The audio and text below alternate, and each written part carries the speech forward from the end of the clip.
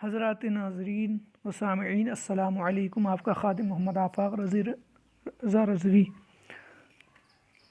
جو آپ تک دینی معلومات 786 چینل سے آپ تک دینی مسائل پہنچا رہا ہے۔ آج ہم اس ویڈیو میں بات کریں گے کن چیزوں سے غسل فرض ہو جاتا ہے۔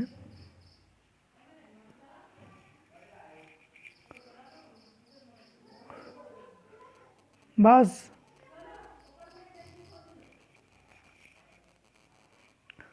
حضرات ایسے ہیں جنہیں غسل فرض ہو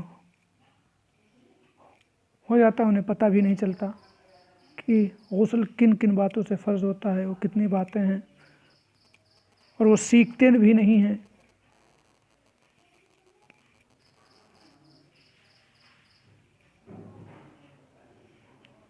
انہیں چاہیے کہ علم دین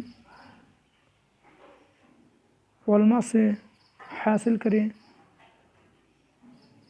یا علم دین سیکھنے کے لیے بہت سے راستے اب ہموار ہو گئے ہیں، لیکن پھر بھی عوام اہل سنت، ہمارے نوجوان معاشرے کے، وہ گندی فلمیں دیکھنے میں تو اپنے وقت کو ویسٹ کر دیتے ہیں، لیکن دینی معلومات دینی چینل سے نہیں جڑ پاتے ہیں۔ یہ ان کی لاپرواہی اور کوتاہی ہے، اللہ انہیں توفیق بخشے۔ تو آئیے ہم بات کرتے ہیں کن باتوں سے غسل فرض ہوتا ہے۔ جن چیزوں سے غسل فرض ہو جاتا ہے وہ 5 چیزیں ہیں۔ نمبر 1، منی کا اپنی جگہ سے شہوت کے ساتھ جدا ہو کر عضو سے نکلنا، یعنی بدن سے نکلنا۔ منی کا اپنی جگہ سے شہوت کے ساتھ جدا ہو کر عضو سے نکلنا، اس چیز سے بھی غسل فرض ہو جاتا ہے۔ احتلام، یعنی انسان سو گیا اور سونے میں اسے خواب یا احتلام ہو گیا اور منی نکل آئی سونے میں، اور صبح اٹھا تو احتلام پایا گیا، تو اس سے بھی غسل فرض ہو جائے گا۔ شرمگاہ میں حشفہ تک چلا جانا، خواہ وہ شہوت سے ہو یا بلا شہوت۔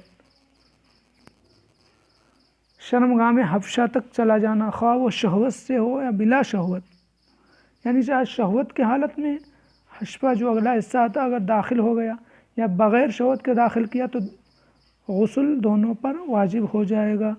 انزال ہو یا نہ ہو، یعنی انزال ہو یا نہ ہو، دونوں پر غسل فرض ہے۔ حیض یعنی ماہواری، خون سے فراغت پانا، یعنی عورت کو جو ماہواری حیض آتا ہے، خون آتا ہے، اسے حیض بھی کہتے ہیں اور ماہواری بھی کہتے ہیں۔ جو خون آتا ہے، جو عدت ہے، کسی کے 3 دن ہوتے ہیں، کسی کے 7 دن ہوتے ہیں، کسی کے 5 ہی دن، کسی کے 10 دن۔ ان مدت پوری ہونے کے بعد، خون بند ہونے کے بعد، تو اس پر غسل فرض ہو جاتا ہے، یعنی غسل کرنا ضروری ہوتا ہے۔ نفاس یعنی بچہ پیدا ہونے کے بعد جو خون آتا ہے اس کو کیا کہتے ہیں؟ نفاس کہتے ہیں۔ اور حیض اسے کہتے ہیں جو بالغ ہونے کے بعد آتا ہے، یعنی بالغہ عورت کے آگے کے مقام سے جو خون آتا ہے اسے حیض کہتے ہیں۔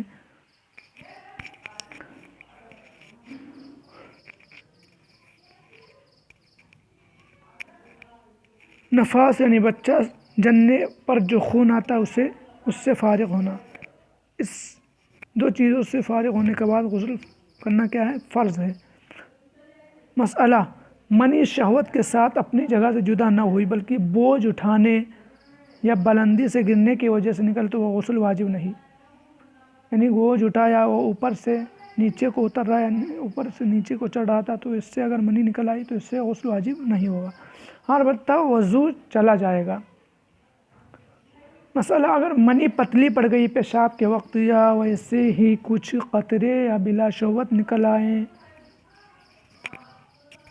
یعنی پیشاب کرنے کے وقت کچھ قطرے آ گئے منی کے یا بلا شہوت نکل آئیں تو غسل نہیں، ہاں وضو چلا جائے گا۔